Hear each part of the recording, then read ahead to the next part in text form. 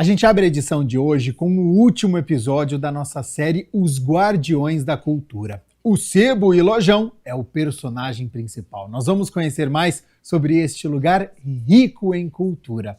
A reportagem é de Rafael Turati.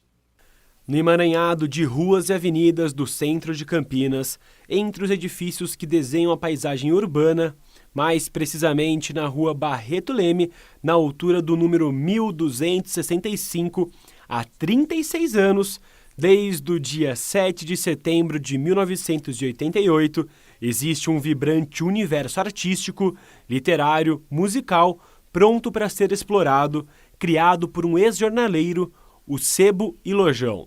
Eu trabalhava numa banca de jornais ali em frente à catedral. Eu resolvi abrir. A gente não tinha noção de como seria, né? Aí eu tinha um irmão que tinha sofrido um acidente e ele estava sem trabalho. Pediu para mim que eu viesse, se ele pudesse vir aqui trabalhar aqui comigo, né? E eu continuei na banca uns tempos e ele ficou tomando conta. Ele falou, pode largar da banca que já deu certo. Quando eu comecei a cadastrar livro, você é louco, cadastrar livro velho? Aí eu não dei bola, né? Porque começou a adiantar o expediente para mim, né? Falei, deixa o louco trabalhar, né? E deu certo. Estamos aqui até hoje, graças a Deus.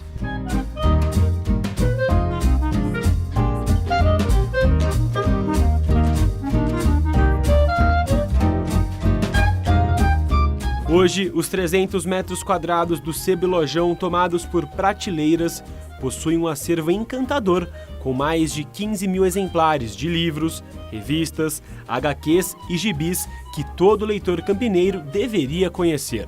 A gente tem os HQ e tem os gibi antigos, mas é muito antigo, não é coisa de agora, não. E os livros, literatura estrangeira, é os mais vendidos. Tem os técnicos, tem os espíritas, tem de todas as áreas. Mas o que vende mesmo é a literatura estrangeira dos livros. Tem os clássicos, eles vendem mais quando tá na lista de vestibular. Aí vende bastante. Bem organizadas, cada obra é numerada para ser facilmente localizada, com preços entre 5 até R$1.000 em casos de edições especiais. O estabelecimento ainda trabalha com venda de discos de vinil, DVDs, CDs e Blu-rays. Os CDs vende bastante de rock ainda. E música popular, alguma coisa. Está voltando a vender os discos de rock. MPB está vendendo alguma coisa, mas pouco, em disco de LP.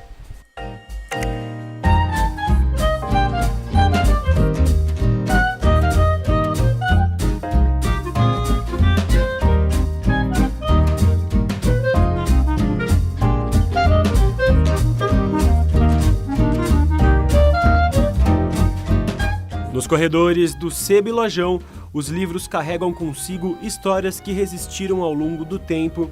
De acordo com o seu Vitor, o maior prazer da clientela é passar horas passeando pela loja, folheando as obras que há muito tempo deixaram os catálogos das editoras. Tem bastante gente que vem aí e fica 2 horas, 3 horas aí dentro da loja, procurando as coisas. Sebo não precisa ser uma coisa bagunçada, suja. Pode ser uma coisa bem organizada. E não pode também ser coisa, só se for clássico, coisa muito boa, para ter coisa antiga. Tem que ser coisa mais atual. Eu gosto, faz parte da minha história. Eu acho que tem a questão da memória afetiva. Eu vim aqui com meu pai desde adolescente. Estou sempre aqui ou a caminho de trabalho ou passeando no final de semana. Então a questão da memória afetiva, da cultura, do cheiro do livro, de você pegar um papel, de você ter o tato nos materiais, que é muita coisa que a tecnologia não pode oferecer. Eu fico feliz porque tem muita coisa boa, muita coisa rica, muita coisa engrandecedora que acaba sendo negado, acaba sendo esquecido no meio de tanto excesso de tecnologia. Então essa simplicidade e ao mesmo tempo tanta riqueza atrelados, eles trazem uma felicidade rara.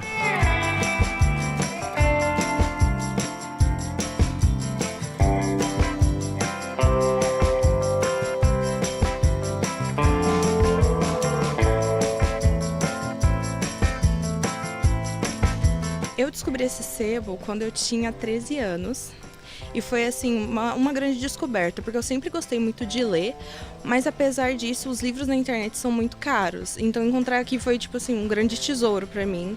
E saber que tem esses lugares era o tipo de lugar que a minha mãe frequentava quando era criança e que ela achava que não existia mais, porque hoje em dia as pessoas não dão mais tanta atenção para os livros, não dão mais tanto carinho, e eu acho que hoje em dia nos sebos eles dão muito esse carinho para os livros, justamente porque tem essa desvalorização hoje em dia com as leituras, e eu acho que esse lugar é como um refúgio para mim. Essa questão de sentir o cheiro de livro, eu acho que todo leitor tem isso, de gostar de sentir o cheiro do livro, saber que ele tem uma história, não só a história que o livro conta, mas saber que passou por outras mãos. Eu gosto muito dessa parte, de saber que o livro teve outros donos, que teve outros sentimentos, outras pessoas tiveram outros sentimentos pelos livros, é uma coisa que eu gosto muito.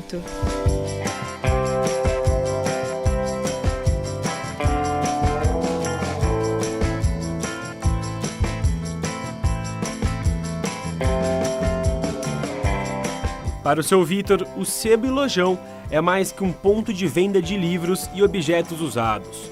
O lugar é um espaço que guarda a cultura, onde a música, a literatura e a arte se conectam. Paixão de gostar dos livros, dos gibis, das revistas. Eu fui útil, eu acho que devo ser ainda, que para muitas pessoas.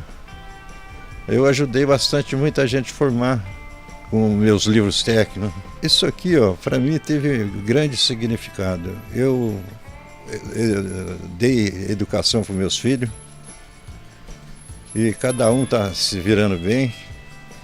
E isso para mim foi uma coisa maravilhosa.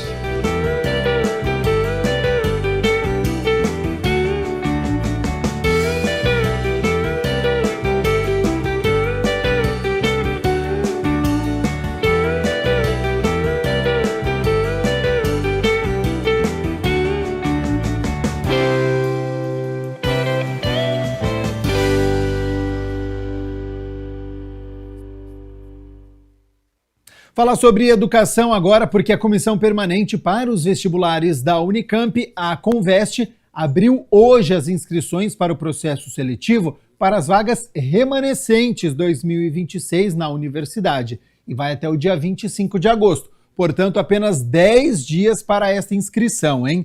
São 888 vagas, 50 opções de cursos de graduação.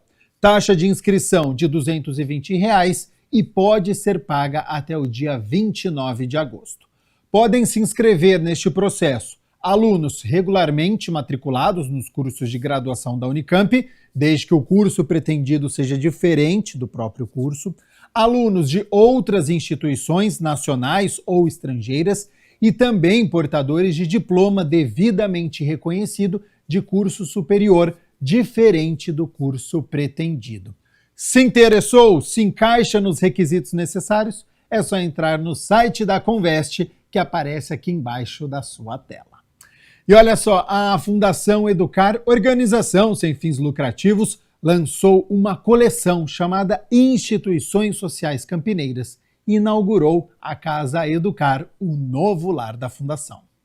Escrita pelo jornalista José Pedro Martins, a coleção resgata a história e o impacto de 10 entidades que transformam vidas na cidade de Campinas.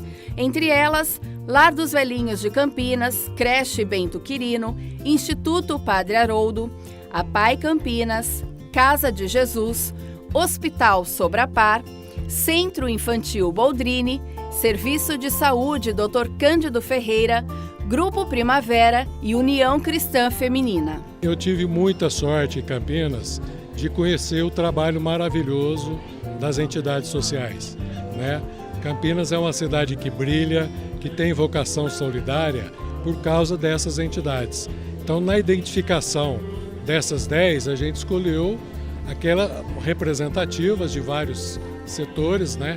3 delas são centenárias, né? O Cândido Ferreira, o Lar dos Zelinhos e a creche Bento Quirino tem mais de 100 anos de atuação. Então mostra como a cidade está sempre aberta para os grandes desafios. Projetos como a Academia Educar e Leia Comigo fazem da casa um novo ponto de encontro para promover ideias e iniciativas para todo o Brasil. Os nossos projetos, eles têm essas 2 grandes missões. E aí a gente escolhe a forma de implementar tudo isso. Então, o projeto Academia Educar, que foi o projeto que fez a Fundação Educar começar, ela forma lideranças juvenis para serem protagonistas. Então, protagonistas de si mesmo, das próprias vidas, e aí poder ser protagonista na vida, na sociedade, na escola, aonde for. O outro projeto que é muito grande também é a produção de livros, que a gente faz com que, através das histórias, da contação de histórias, a vida das pessoas se transformem, seja pela história, seja pelo relacionamento de um educador lendo com uma criança. Então, é como se a gente escolhesse as ruas para transformar e para mostrar que, sim, todo ser humano merece ser acreditado. A casa doada pela família Pascoal representa a transformação de um espaço de memórias em um centro de educação e cidadania. Essa casa foi feita de uma maneira muito gostosa. Quando a família toda fazia assim, quando um ia construir, o resto da família ajudava. Então, aí quando o outro ia construir, o resto da família ajudava. Então aqui foi feito o projeto pelo meu irmão, que é um projeto muito bonito, e ele ajudou a construir. Depois, quando ele fez a dele, a gente fez a mesma coisa. Então não é uma casa vendável, é uma casa que tem história até do arquiteto, do engenheiro, tudo. E aí num dia, conversando com a minha filha, minha esposa, a gente falou, pensamos em voz alta, e se fizermos a casa virar a Casa Educar? Aí minha filha falou, olha, e a mamãe vai cuidar do jardim, todo mundo de acordo. E aí coincidiu da empresa ter sido parcialmente vendida e a gente ter que sair de dentro do prédio da empresa. E a Educar já tem 35 anos. Então, para onde a gente iria? Encaixou com a casa e a casa ganhou uma outra razão de ser. Os jovens são em torno de 80 a 100 por ano. Aqui eles vivem na casa deles. Lá era uma empresa, então não tinha a mesma liberdade. E agora não, aqui eles cuidam da casa, eles fazem tudo. Todo dia tem algum evento e eles se sentem responsáveis. É uma delícia poder, na vida, com a idade que eu tenho, meu irmão também, que é um pouco mais velho, poder devolver para a sociedade coisas que a gente ganhou da sociedade, né? Assim como os livrinhos de hoje, são entidades que a gente participa desde a origem, eu e meu irmão, minha mãe, meu pai, e poder devolver para eles livrinhos, para que quem venha ajudá-los conheça a história deles. Então, a gente gosta de cultivar a história. E a frase tirada do guarda-chuva de mensagens mostra a sintonia da escritora com os propósitos da Casa Educar. É verdade. O que sustenta a alma é a esperança. Cora Coralina. Mais do que isso, eu acho que a esperança é o que nos sustenta até para passar pelo que o mundo está passando, né? Precisa muita esperança e muita resiliência. E isso é que a gente tenta trabalhar com o jovem.